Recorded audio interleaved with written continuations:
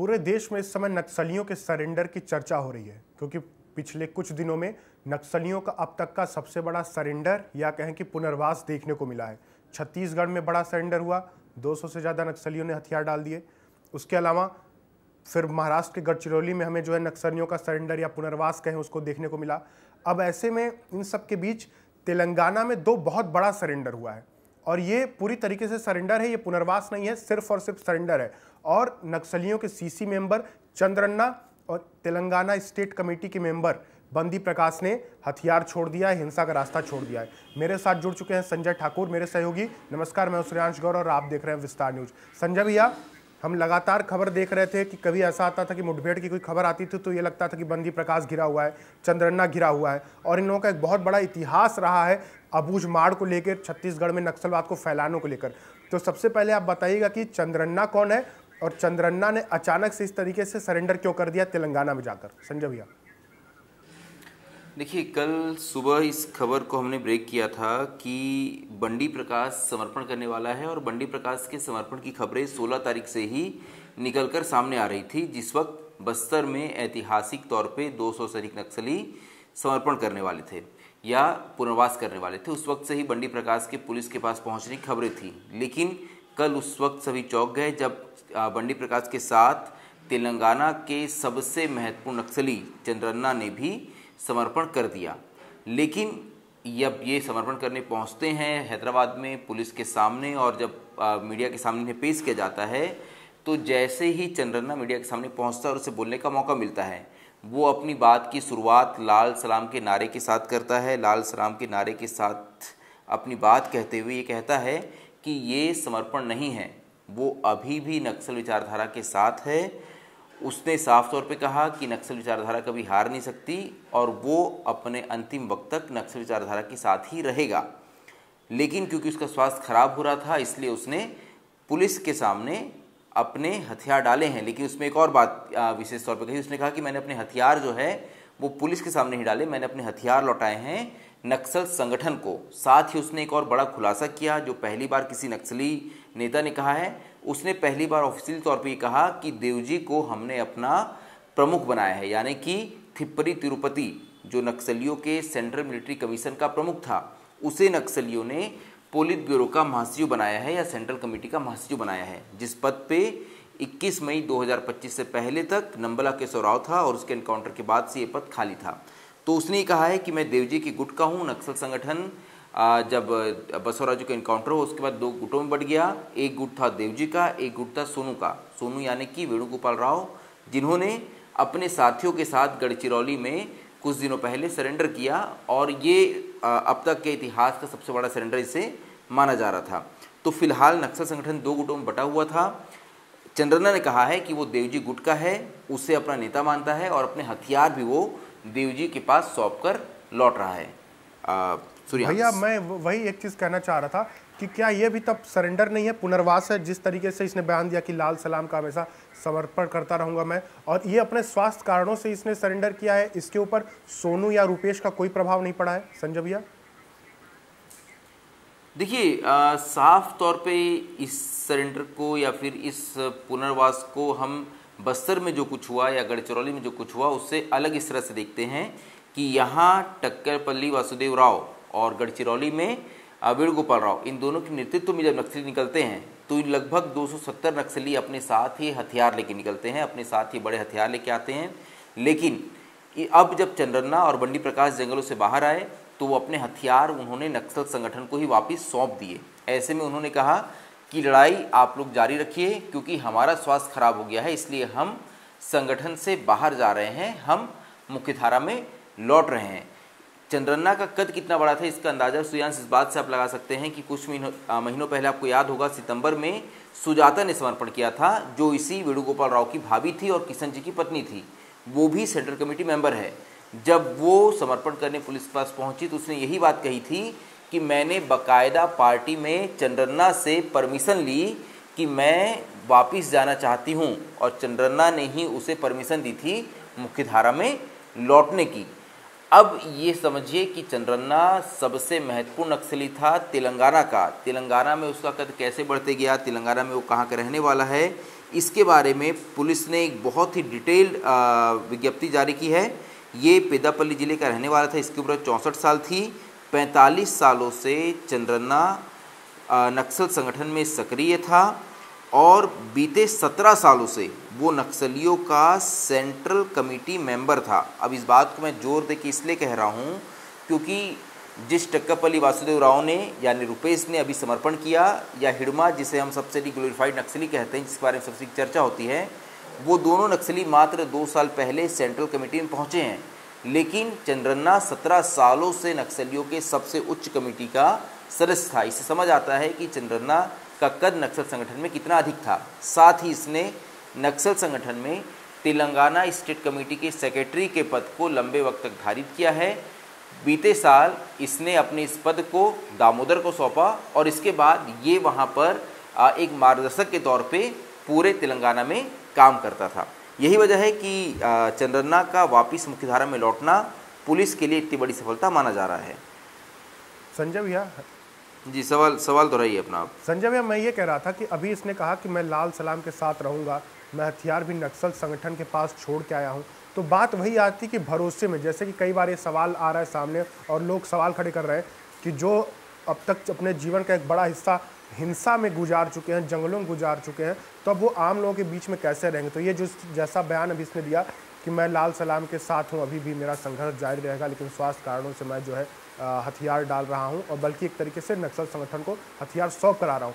तो क्या ये भी भरोसे के लायक होंगे कि ये रहकर फिर से नक्सल संगठन की मदद करने की कोशिश नहीं करेंगे शहरों में रहकर, या फिर जो है कि इनको भी पुनर्वास का पूरा लाभ दिया जाएगा? संजय भैया देखिए, क्योंकि दोनों ही नक्सली काफ़ी महत्वपूर्ण है। जब इनके इतिहास आप देखते हैं तो आपको अपने इस सवाल का जवाब मिल सकता है। क्योंकि हम अभी तक चंद्रन्ना की बात कर रहे थे, तो 1980 में चंद्रन्ना जब पहली बार बस्तर में दाखिल हुआ तो उसे बीजापुर के भोपालपट्टनम पुलिस ने गिरफ्तार कर लिया, जिसके बाद उसे इसी जगदलपुर जेल में रखा गया। लेकिन यहाँ से वो अगले साल रिहा हो गया। लेकिन उसके साथ जो नक्सली है जिसका नाम है बंडी प्रकाश, बंडी प्रकाश भी उतना ही महत्वपूर्ण है। और बंडी प्रकाश के साथ भी एक कॉमन बात है कि बंडी प्रकाश को भी गिरफ्तार किया गया था। 1985 में उसे एक कम्युनिस्ट नेता वीटी अब्राहम के हत्या के सिलसिले में गिरफ्तार किया गया था। गिरफ्तारी के बाद बंडी प्रकाश और उसके कुछ साथियों ने वारंगल जेल में इन्हें भेजा गया। वारंगल जेल में रहते हुए इन लोगों ने जेल ब्रेक का प्लान बनाया और इसके बाद 1988 में ये अपने उन साथियों के साथ वारंगल जेल से भाग गया और फिर उसके बाद भूमिगत हो गया और फिर से नक्सल संगठन से जुड़ गया। इसके बाद वो कुछ दिनों बाद फिर से नक्सल संगठन में काम करते हुए एक बार फिर से गिरफ्तार होता है 1992 में हैदराबाद से गिरफ्तार होता है। इसके बाद इसे आजीवन कारावास की सज़ा सुनाई जाती है हत्या के मामले में। लेकिन 2004 में इसे स्वतंत्रता दिवस के अवसर पर दया के आधार पर रिहा कर दिया जाता है, यानी इसकी मर्सी पिटीशन को मान लिया जाता है और इसे फिर से रिहा कर दिया जाता है। 2004 में जब इसे रिहा किया जाता है तो एक बार फिर ये नक्सल संगठन में जुड़ जाता है। यानी समझिए ये 2 बार जेल जाता है। पहली बार ये जेल से भागता है, फिर गिरफ्तार होता है, फिर जब इसे आजीवन कारावास की सजा सुनाई जाती है 12 साल ये जेल में रहता है। इसके बाद जब ये बाहर आता है तो फिर से नक्सल संगठन का हिस्सा बन जाता है और फिर उसके बाद बंडी प्रकाश का कद लगातार बढ़ते जाता है और एक समय ये आता है कि वो नक्सलियों के तेलंगाना स्टेट कमेटी का मेंबर बन जाता है। साथ ही सिंगरेनी में नक्सलियों का जो आंदोलन चलता है उसका ये प्रमुख नेता बनता है और नक्सलियों की प्रेस यूनिट का ये प्रमुख बनता है। और जितने भी नक्सलियों के लिटरेचर्स निकलते थे तेलंगाना में, उसमें इसकी महत्वपूर्ण भूमिका होती है। इस बात को मैंने इसलिए ज़्यादा जोर दे के कहा, इससे आपको समझ आएगा कि वो नक्सली हैं जो अपनी विचारधारा को इस कदर मानते हैं कि 12 साल जेल में रहने के बावजूद इनकी विचारधारा में कोई बदलाव नहीं आता है। जब पुलिस को लगता है कि इनका आचरण ठीक हो गया, इन्हें रिहा किया जाता है, फिर भी वो वापस नक्सल संगठन में जुड़ जाते हैं। ऐसे में ये भी अपने विचारधारा को लेकर काफ़ी कट्टर हैं क्योंकि इन्होंने लंबा वक्त अपने जीवन का नक्सल संगठन को दिया है। चंद्रन्ना 45 साल से नक्सल संगठन का हिस्सा रहा है, बंडी प्रकाश 42 साल से नक्सल संगठन का हिस्सा रहा है। ऐसे में क्योंकि अब दोनों के स्वास्थ्य खराब थे, इसलिए इसी बात का इन्होंने तकाजा दिया है। इन्होंने कहा है कि क्योंकि हमारा स्वास्थ्य खराब है और हम अब संगठन के लायक नहीं हैं। अगर हम जंगलों में रहेंगे तो जो ऑपरेशन पुलिस द्वारा चलाया जा रहा है उसमें हम मारे जाएंगे। यही वजह है कि हम अपने हथियार छोड़कर हम वापस मुख्यधारा में लौट रहे हैं। लेकिन उन्होंने बहुत साफ किया है कि अभी भी हम चाहते हैं कि लड़ाई जारी रहे, और वो ये मानते हैं कि नक्सलियों द्वारा ये लड़ाई जारी रखी जा रही है वो किसी भी तरह से गलत नहीं है। लेकिन पुलिस के लिए हर ये समर्पण महत्वपूर्ण इसलिए है क्योंकि ये दोनों नक्सली इतने महत्वपूर्ण थे जो वहाँ अपना एक बहुत बड़ा प्रभाव क्षेत्र रखते थे। इसके अलावा क्योंकि इनके प्रभाव में बहुत सारे नक्सलियों ने नक्सल संगठन ज्वाइन किया था, ऐसे में जब चंद्रन्ना और बंडी प्रकाश जंगलों से बाहर निकलेंगे तो उनके इन्फ्लुएंस वाले नक्सली जो हैं, क्योंकि लगातार ये समर्पण के जब दौर चल रहा है तो हो सकता है उनके देखा देखी वो लोग भी वापस लौट आएँ। सूर्यांश भैया, एक चीज़ और पुलिस की प्रेस विज्ञप्ति में मैं देख रहा था कि 1980 में इन्होंने आर्म्ड स्क्वाड ऑपरेटिंग जो उस वहाँ पे शुरू हुआ था दंडकारण्य एरिया में, यानी 1980 में बस्तर में आ गए थे, छत्तीसगढ़ में आ गए थे, और तब से लेकर एक लंबे समय तक करीब 40 साल तक यहीं छत्तीसगढ़ में लाल आतंक का बीज बोते रहे। तो इनकी जो जर्नी रही है पूरा छत्तीसगढ़ में, किस तरीके से इनका प्रभाव रहा है, किस तरीके से इन लोगों ने अबूझमाड़ में पूरा बड़ा कैडर तैयार किया, उसके बारे में भी बताइएगा कि इनके समर्पण से छत्तीसगढ़ पर क्या असर पड़ेगा। संजय भैया। नहीं, इन दोनों में सूर्यांश एक खास बात है कि 1980 में जैसे ही ये मल्लाराजे रेड्डी, जिसे हम संग्राम के नाम से भी जानते हैं, नक्सलियों का जो पोलित ब्यूरो मेंबर है और बहुत महत्वपूर्ण नक्सली है, उसके नेतृत्व में ये अपने कुछ साथियों के साथ जो पहली बार जो आंध्र प्रदेश उस वक्त के कुछ नक्सली जो आए थे बस्तर, तो उनमें ये शामिल था। लेकिन उसके यहाँ पहुँचते ही 1980 में ही भोपालपट्टनम पुलिस में उसे गिरफ्तार कर लिया गया। इसके बाद जब वो रिहा होता है तो वो वापस चले जाता है आंध्र प्रदेश, और इसके बाद वो कभी बस्तर नहीं लौटता। इसके बाद जो है लगातार ये वहीं के अलग अलग हिस्सों में ये सक्रिय रहता है।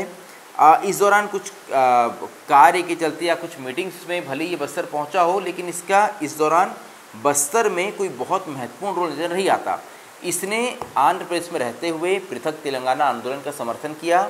उस दौरान जैसे ही तेलंगाना अलग हुआ, इसके बाद नक्सलियों की north Telangana special zonal committee, जैसे बस्तर में DKSZC है, वैसी नक्सलियों ने वहाँ NTSZC बनाई थी, उसका ये प्रमुख बना। और वहाँ क्योंकि हम इस बात को महत्वपूर्ण इसलिए मानते हैं क्योंकि उसी इलाके से सबसे बड़े नक्सली निकले हैं। चाहे आप नक्सलियों की टॉप लीडरशिप आप देख लेंगे तो उसमें अधिकांश नक्सली जो हैं वो इसी नॉर्थ तेलंगाना से निकले हुए हैं। ऐसे में उस इलाके का ये प्रमुख रहा है। यही वजह है कि इसे नक्सल संगठन भी इतना महत्वपूर्ण माना जाता है। जितने भी बड़े नक्सली आज के समय में देश के किसी भी हिस्से में सक्रिय हैं, उनके साथ इसने कभी न कभी काम किया है। यही वजह है कि चंद्रन्ना और बंडी प्रकाश नक्सल संगठन के लिए इतने ज़्यादा महत्वपूर्ण थे। संजय भैया, एक सवाल और था मेरा कि दो गुट नक्सलियों में साफ तौर पर सामने आ रहे हैं, एक देवजी का गुट, दूसरा सोनू का गुट जो अभी जिसने समर्पण कर दिया। सोनू का गुट हम देख रहे हैं कि बड़े हिस्से में समर्पण कर चुका है, लेकिन देव जी के गुट से इन दोनों का समर्पण होना तो क्या ये भी दिखा रहा है कि नहीं, देव जी के गुट में भी सेंध लग चुकी है और जो लोग कमज़ोर हैं या जिन्हें लगता है कि नहीं अब हमारी जान नहीं बच पा रही है, वो भी इसी तरह धीरे धीरे सरेंडर अप करते जाएंगे। संजय भैया, देखिए, जो शारीरिक तौर पे कमज़ोर हैं, जो बीमारियों से ग्रसित हैं, वो लोग लौट रहे हैं। लेकिन एक बात बहुत साफ कर दी लोगों ने कि ये हथियारों के रूप में और वैचारिक तौर पे दोनों ही तरह से देवजी का गुट जो है वो लड़ाई लड़ने को तैयार है। और इस बात को पहली बार एक बहुत बड़े नक्सली पल्लूरी प्रसाद राव चंद्रन्ना ने अपने मुंह से कहा है कि देवजी अब नक्सलियों का प्रमुख है, क्योंकि वो नक्सलियों के सेंट्रल मिलिट्री कमीशन का प्रमुख रहा है। ऐसे में नक्सलियों का जो आइडियोलॉजिकल या इंटेलेक्चुअल विंग जो था, जिसे हम मानते थे कि इसे चलाता है वेणुगोपाल राव यानी सोनू, जिसने कुछ दिनों पहले गढ़चिरौली में समर्पण किया। टक्कापल्ली वासुदेव राव भी सोनू के गुट का ही व्यक्ति था। ऐसे में जब वो लोग मुख्यधारा में लौट गए हैं, ऐसे में अब ऐसा माना जा रहा है कि नक्सलियों का मात्र वो समूह बचा है जो सिर्फ और सिर्फ लड़ाई करना जानता है, जिसका प्रमुख देवजी है। साथ ही हिड़मा और बारसेदेवा, इर्रा जैसे नक्सली, दामोदर जैसे नक्सली, जगन जैसे नक्सली, फिलहाल वो भी काफ़ी महत्वपूर्ण हैं। वो सारे नक्सली देवजी के साथ हैं, लड़ने के मोड में हैं। ऐसा माना जा रहा है कि लगभग 350 के आसपास इनकी संख्या है। लेकिन ये नक्सली, क्योंकि इनमें बटालियन नंबर 1 भी शामिल है, ऐसे में ये माना जा रहा है कि ये नक्सली बहुत ताकतवर हैं, इनके पास काफ़ी बड़े हथियार हैं। और इन नक्सलियों का अभी भी लड़ाई के लिए खुली चुनौती सरकार को देना सरकार की चिंताएं बढ़ा रहा है। भैया, एक आखिरी सवाल मेरा ये था कि तेलंगाना जो जहाँ की नक्सल का सब बीज एक लंबे समय तक रहा, जो नक्सलवाद का सबसे बड़ा केंद्र भी रहा, उस तेलंगाना में हमने देखा कि पिछले 1 महीने के अंदर 2-3 सेंट्रल कमेटी मेंबर ने सरेंडर कर दिया। सुजाता ने किया, चंद्रन्ना ने किया, फिर स्टेट कमेटी मेंबर ने भी, बंदी प्रकाश ने भी सरेंडर किया। तो कुल मिलाकर अगर तेलंगाना के नक्सलवाद को देखें, क्योंकि एक तरफ बड़ा सरेंडर भी देखने को मिला, तो दूसरा देव जी अभी भी अड़ा हुआ है कि उसको लड़ाई करनी है। दामोदर उसी तेलंगाना का है जो अड़ा हुआ है कि लड़ाई करनी है। तेलंगाना के नक्सलवाद को अभी किस तरीके से समझा जाए और जो आगे का भविष्य होगा तेलंगाना के नक्सलवाद का, वो किस तरीके से होगा? संजय भैया। सूर्यांश, मुझे लगता है इस बात को हमें यहीं ख़त्म करना चाहिए। लगभग हम 3:40 बजे इस घटना मतलब इस वीडियो को रिकॉर्ड कर रहे हैं और अभी भी मेरे साथी योगेश का मैसेज आया है कि बीजापुर में 50 नक्सली सरेंडर करने वाले हैं। बीजापुर यानी वही इलाका जिसे हम साउथ बस्तर डिवीजनल कहते हैं, और यही नक्सलियों की बटालियन नंबर 1 भी सक्रिय है, साथ ही हिड़मा देवा जैसे नक्सली सक्रिय हैं। तो फिलहाल इस खबर पे लग जाते हैं।